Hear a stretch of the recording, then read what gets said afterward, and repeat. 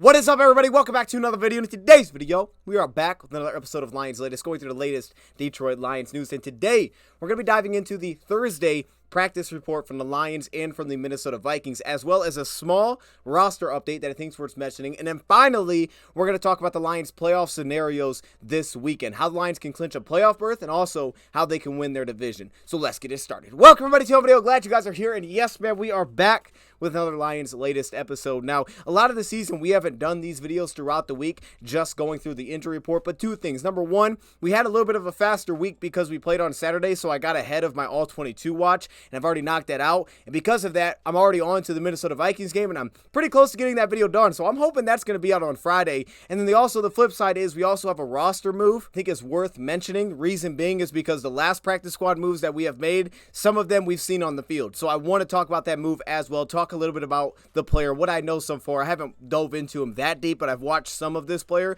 so I want to give some notes on him as well. And that's what this video is going to be about. So hopefully it's short and sweet, straight to the point. So let's get right into it. Now, the first thing I will start off with, which is the Lions playoff scenarios this weekend. Now, by the time you're watching this video, you already may know the result of the LA Rams game. I'm assuming they're going to win that football game. I think the Rams are the better team than the New Orleans Saints, and they've been cooking recently. But with that being said, if the LA Rams or the Seattle Seahawks lose this weekend, Seattle Seahawks plays the Tennessee Titans, the Detroit Lions would clinch a playoff berth. Now, that, I guess, was on the line when they played Philly, but Seattle beat Philly, which was another one of the picks I had right. I was good last week. I'm putting it out. I was good. I think I was 13-3 last week. It was a good week for me. Nothing to do with the playoff scenario. I just, for some reason, I feel like Tennessee might win that one. So I took Tennessee to get that game. I also took the Rams. So I don't know that either of those are going to happen. That's the one thing that I had wrong when I did my playoff scenario video for the Lions is I guess I thought for some reason that both Seattle and LA had to lose. Instead of it being both, it was just one or the other. And to me, I must have just miscounted playoff spots for whatever reason. So if one of those two things happen, if either of those teams lose this weekend, Lions will clinch a playoff spot. The other way they would do that is by winning or tying with the Minnesota Vikings. If they won or tied with the Vikings this weekend in Minnesota, they win the division. For the first time ever, the Detroit Lions win the NFC North. So we know how massive this game is, how massive of an opportunity. Now, if they lose, it's not like, oh, we can't win the division now. No, we still can. And technically, we control our own destiny to the point where we could actually just beat Dallas and win the division. Or Minnesota, after us, plays Green Bay. So if Minnesota just loses to Green Bay, we also win the division. So in essence, the Lions control their own destiny. They have 3 games left. If you win one of the 3, you're going to win the division. But you have an opportunity to do it over the Vikings, who are second in that race in their house on Sunday. And there will be no better Christmas present than that for the first time ever to win the NFC North. I know a lot of Lions fans have been waiting for this moment. The opportunity is there, and it's not against a bad team. This is a legitimate team that even though they lost to the Bengals, you step away from them like, Mullins looked pretty good. We'll talk about that a little bit more in the preview, but those are basically the scenarios for this weekend. Win or tie against Minnesota, Lions win division. Ultimately, that means they'd clinch also a playoff spot and a home field game for the first round of the playoffs at least. Now, the second seed is a little bit more open with Philly losing to Seattle, where if both teams hypothetically ran the table, it's probably unlikely that Philly loses one of their last 3. I know they've lost the skid here, but with the Giants and Arizona, I don't really expect them to lose any of those 3 games. And if that's the case, if the Lions were to win out as well, the Lions would actually now get the tiebreaker over common games. Plus, that would mean beating Dallas along the way. And that Dallas game for Dallas means a lot more than the Miami game for their divisional race. So if the Lions were to win out, they would actually be able to get themselves into, at very least, a 2 seed.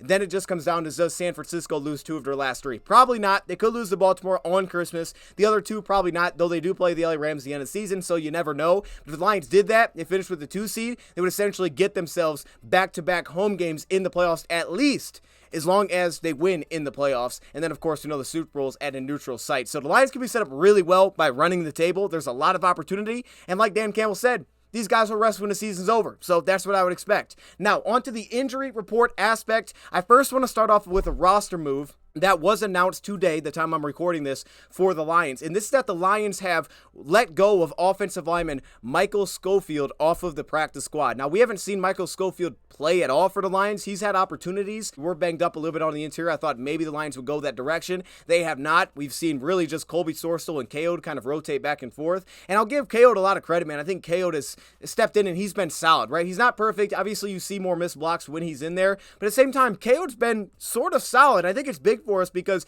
you're probably going to need that piece going forward at some point in time. So it's good to know that you have a guy that has now been able to play both guard positions for us this regular season. Also, Colby Sorstel, I thought he was improving a little bit as he was out there. It was still very hit and miss, but he was improving, so it was nice to get him rips as well. But with that being said, the Lions went out and signed a cornerback to their practice squad. Now, with the Lions' current situation, we're going to take a look at this injury report. Jerry Jacobs has had no participation in the last 2 days with hamstring for Wednesday and Thursday. I think makes a ton of sense because one thing that Dan Campbell brought up after having Jerry Jacobs not take snaps at cornerback this last week, and instead it was a mix between Kendall Vilder and Khalil Dorsey, he brought up that Jerry was able to get those special team snaps where he's really good. Well, the Lions, without Jerry Jacobs, would not only be losing that, but also they'd be losing depth. I don't know that they bring this player up just to play on special teams. I mean, I guess that they could, but if anything, it's just cornerback depth for the time that Jerry Jacobs is out, and that is Craig James, the cornerback from the New York Jets most recently. It's an undrafted free agent out of Southern Illinois. He's only 27 years old,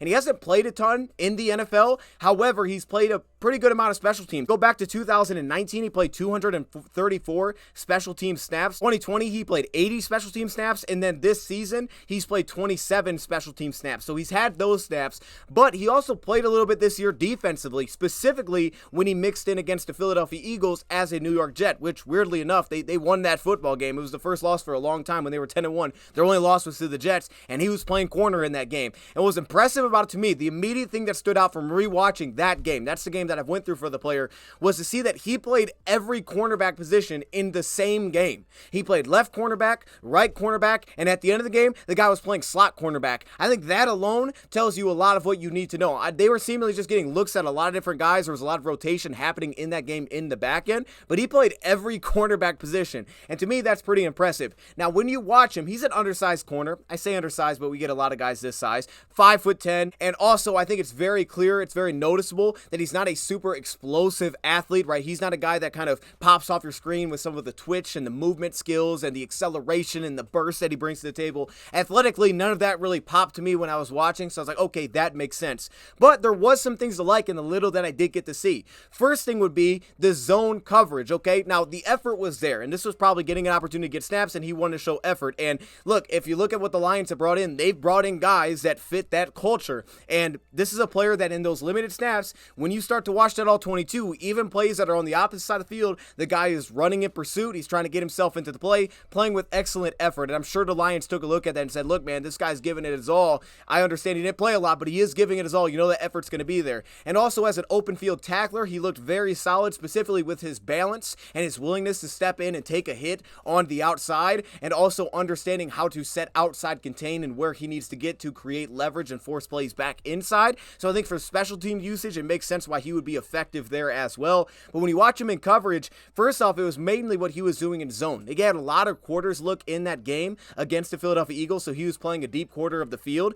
And what stuck out to me was a couple things. Even in some of the cover 2 looks, it was the zone awareness, specifically understanding where routes were, being very aware, high alert, pointing out receiver concepts when they passed into someone else's zone. And also what I loved is you would get like the subtle kind of floating into a receiver's route throughout his zone. He wasn't just planting himself like, hey, this is my zone in the coverage, I'm going to sit right here. He was flowing with the quarterback movement. If he broke the pocket, went opposite side of the field, he'd flow to that. In a situation where the receiver started to float a little bit away from his zone, he would kind of stick into the hip of the receiver and move with him as well. So the route awareness, I think, was really there, specifically in zone coverage from the little bit that I have seen. Of course, it's only a little bit that I have seen. Along with that, he wasn't a guy that was just giving ground in quarters coverage either. You saw some real aggressiveness in terms of the depth that he played with. He wasn't just giving you open routes as a receiver, just giving you things. And that was the biggest thing that stood out in coverage, was probably the balance that he plays with for transition efficiency, but also at the top of the route, the balance that he brought to be able to change directions and not stumble. Sufficient balance in his transition, which was huge. And it showed up as well from off-man coverage, where you would see his ability to mirror match kind of a stem from a half-turn look. One little thing I did note, and this was specifically when he was in some of those half-turn looks,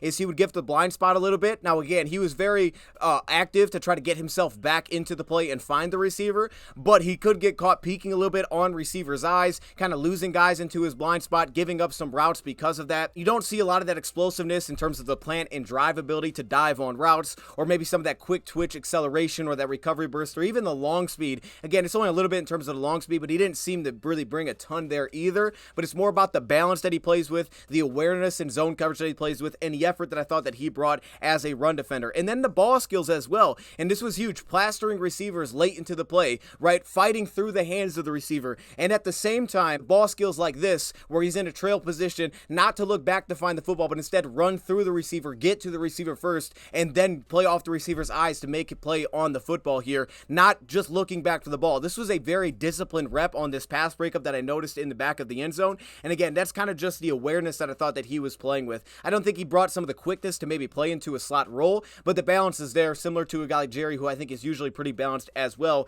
as a cover corner. But I thought it was just impressive that he played like every corner spot. That's the only game I've went through, but I just wasn't expecting to see all of that. So Lions adding a new cornerback to the practice squad. At some point this year, who knows, maybe you'll have to play a little bit. And he looked good when he was out there. Obviously, he wasn't matching with their top receivers, but he looked solid when he was out there. But at very least, this is depth, and it speaks to the Jerry Jacobs injury that he's dealing with, the hamstring injury. Now, on to the Lions injury report to continue. Frank Ragnow, no participation today, but he's also listed with rest. I'm assuming it's rest. He obviously is listed with knee, back, toe as well, but he had full participation on Wednesday, so I'm assuming this is a rest situation. Hopefully that's the case with Frank, because he's going to have a big matchup this week. Even if Phillips doesn't play their nose tackle, even their backup nose tackle, Jacqueline Roy, has been effective this year. I think that's a huge matchup in this game, so it'd be great to have Frank, and it was fun to watch that offensive line last week. I just want to see that continue, man. Brock Wright, also no participation, second straight day with the hip injury. If he can't go, expect to continue to see James Mitchell. He's been getting some snaps, even though we haven't seen him a ton in the pass game. He's been getting snaps for the Lions as kind of that second tight end, so they do have that option in James Mitchell. Of course, I don't know, maybe Jason Cabinda could get off the 21-day window and maybe he could give some snaps there. Probably not. Or also the sixth offensive lineman usage, which we've seen with a guy like Dan Skipper. That could give him a little bit more of that heavy personnel if they wanted to lean into that. Limited participation the last 2 days with Derek Barnes, so we'll just have to keep an eye on it, dealing with a shoulder injury. As we said, Jason Cabinda and CD Deuce, both players have been listed with limited participation so far through the week. Both of them are currently on IR and in their 21-day window. Jason Cabinda is dealing with the knee, and we know CD Deuce is dealing with the torn pec, but he's recovered from that because now he's practiced. So I don't know when these guys are going to return, but they're practicing and opening up that 3-week window with 3 games to go. It seems like at very worst, hopefully they're in a position to play in the last regular season game of the season, because then at that point, Lions will have to make their decision. Are they going to put him on the active roster, or are they not going to put him on the active roster? And then finally, Levi, full participation today, which was an improvement from yesterday, was listed at limited participation with his knee injury. Levi, in a limited amount of snaps, he showed some things. More consistent against the run, and when he's consistent against run, he can get snaps. And why that's key is because he's one of these players that has the potential to bring real interior disruptive push. He just has to be consistent on run downs. That way the Lions can trust to have him out there. But that's the one thing the Lions are missing without Aleem, specifically to me, is a guy that can really create pressure in the interior. Get flashes from Isaiah Buggs, but consistent pressure without Aleem is lacking. And I think Levi has the capability to do that. It's just about the consistency against the run. So it's great to see that he's improving, as well as Penei Sewell listed with full participation as with a shoulder injury. So again, hopefully that offensive line is going to be again good to go this week. That'd be fantastic. Now, onto the Vikings side, we'll hit on some of the key ones here. Alexander Mattison, no participation the last few days. For them, what's good is that Ty Chandler has looked great. I mean, he was really good against Cincinnati. He had some really good broken plays off schedule. So even if he can't go, like I said, Tyler Chandler has looked really good for them. Byron Murphy is a big one to keep an eye on. He's been starting. If he can't go, I would expect Mekhi Blackman to step in for him across from Caleb Evans. Now, Mekhi Blackman has played pretty well this season as well when he's been out there. Jalen Naylor, no participation. Brian O'Neill, now he didn't play last week either. Questenberry stepped in as their backup right tackle. He's not bad at right tackle, but it is a backup tackle. And we did see last week, even though it wasn't just Questenberry over and over, it was also a little bit of Darrisaw, but they did have some issues at the tackle position. Harrison Phillips, it's a massive one. Like I said, Jacqueline Roy's look good, so I don't think they would be super hurt in terms of starter, but Harrison Phillips to me is a really good zone run defender, and tied along with that, it also gives him a really good rotation when he can play, because now Roy can rotate in instead of being the go-to guy. Jonathan Bullard, limited participation. Sheldon Ray, limited participation. Danielle Hunter, improving to limited participation after being listed with no participation on a Wednesday due to illness, so it's probably trending that he's going to play. That's their key pass rusher on this defense. We know that as Lions fans. The last little note that I kind of just want to pop in here, because it has been something that's been brought up. I mean, I don't know necessarily if any of these things are true or not. And I guess Ben Johnson agent was like, no, this is false. This is not out there. This is not true. But according to CBS Sports, I believe it was Josina Anderson that put out that Ben Johnson was going to be looking for $15 million per season to be the next head coach of an NFL team. Now, again, his agent went out there, said that this was false, but the fact is it was out there. So I don't know the motive behind this. Could this be a situation of, hey man, it just got leaked? Or could it be a situation of, this is the number that he wants, and maybe he's saying, hey Lions, look man, because we never get the report of how much these guys are getting paid. I remember, I think it was last year, they told us that, hey, there was a little bit of a raise to Ben Johnson, but what is that number? We don't really know from the outside looking in. We don't really know coaches' salaries, so we can't really compare it to anything. 15 mil is a lot. I mean, that's like, that's a lot. That's a really good contract. $15 million per year. Outside of quarterbacks, not a lot of guys are making that. That's like the top end of most position groups outside of quarterbacks. So that's a lot of money. And I don't know if any coordinator is making that kind of money. So if that's legit, is he doing that like, hey, Lions, look, man, I want to stay here, but we're going to have this leak out. We're just going to have it leak out. That way you know this is kind of what we're thinking. If you want me to stay, this is the kind of number that Sheila needs to put up there. I don't know. I don't know. Or could it be just a thing of, hey, look, this guy is going to be in high demand this offseason. Obviously, I don't want Ben Johnson to go anywhere, okay? You know I love Ben Johnson. He's awesome, man. I love watching his All-22, all right? I'm grateful. We're in the Christmas season. I'm grateful to get to watch Ben Johnson's All-22 and just be blown away by, like, man, I never even thought of something like that. It's awesome. So I hope he doesn't leave. But at the same time, he's also a guy that's going to be in high demand this offseason. So if you ask me, I would say, yeah, set the number high. I mean, look, again, I don't know if this is true or not, but I'd be like, set the number high, because this is the type of guy, when you look at the coaching circuit, there's going to be a lot of teams that are interested, and you shouldn't set that number high because the demand is going to be very high. So let's limit the people that aren't willing to pay that number. I'm not mad at it, Ben Johnson, but again, apparently his agent denied that this was true, and maybe this is something that just got leaked out there that is just simply not true. Usually it feels like there's a reason why things get leaked, but maybe it's not. Maybe it just shouldn't have been leaked out there. I don't really know. All I know is that he's going to be a hot name this offseason, and we'll just have to see if he decides to leave or not this offseason. But I know that he'll be locked in for the remainder of this season, because that's how these coordinators operate. We've heard Aaron Glenn say it multiple times, trying to be the best defensive coordinator in Lions history. Even though he gets interested in the offseason and he interviews, he wants to be the best Detroit Lions defensive coordinator. And what I did love was Ben Johnson throwing some praise to Aaron Glenn and being like, you got to make sure you're asking him these questions too. Throwing a little bit of Aaron Glenn love. I absolutely love that, by the way. Aaron Glenn, he did his thing last week. And every time, I literally had a dream, because we did the All-22 on Monday, and I thought back like, man, what Aaron Glenn was doing. Seriously, this came up in a dream. It probably didn't make any sense because it was a dream, but it was thinking about the All-22 for Aaron Glenn's defense in that game, okay? And to be honest with you, man, when I just think back, like, every time they went under center, was he just bringing the pressure when they went under center because that's where he was expecting the play action look, so that was like a little nuanced trick? I don't even know. I just came up with that in my mind. The point is, we went through the All-22, but Aaron Glenn did a really nice job last week in them out of what they're comfortable with, and it was cool to see Ben Johnson give him some love, man. That's what we're looking at for the injury report as of Thursday. Tomorrow we'll have designations. Hopefully my preview/prediction will be out as well, but I'm going to leave it there. Let me know your thoughts in the comments below. Thank you for watching, and I'm out.